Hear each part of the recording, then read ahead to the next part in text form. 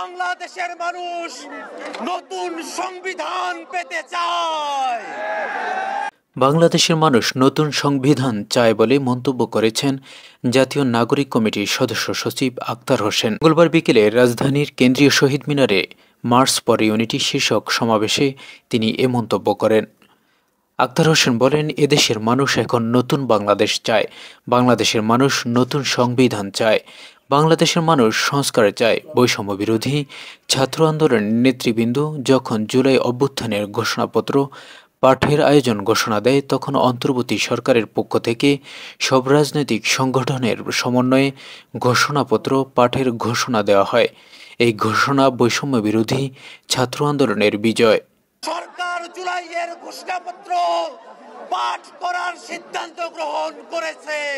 তিনি আরও বলেন, আগামী জাতীয় সংসদ নির্বাচনে নির্বাচিত প্রতিনিধিদের মাধ্যমেই নতুন সংবিধান হবে।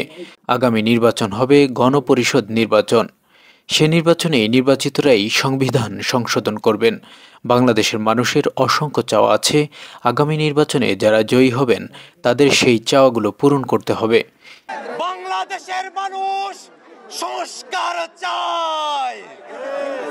এদিকে বিকেল 4টায় কেন্দ্রীয় শহীদ মিনারে জুলাই গণ অভ্যুত্থানের শহীদদের স্মরণে 1 মিনিট নীরবতা পালনের মাধ্যমে এ কর্মসূচি শুরু হয়।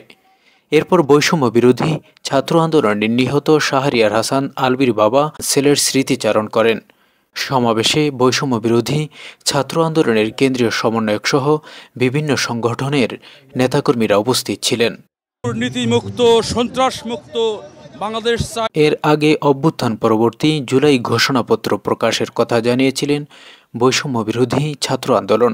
তবে সরকারের পক্ষ থেকে জুলাই ঘোষণাপত্র ঘোষণা করার সিদ্ধান্ত আসায় আগের সিদ্ধান্ত থেকে ফিরে এসেছে সংগঠনটি। জানুয়ারি মাসের 15 তারিখের মধ্যে জুলাইয়ের প্রক্লেমেশন ঘোষণা করতে হবে।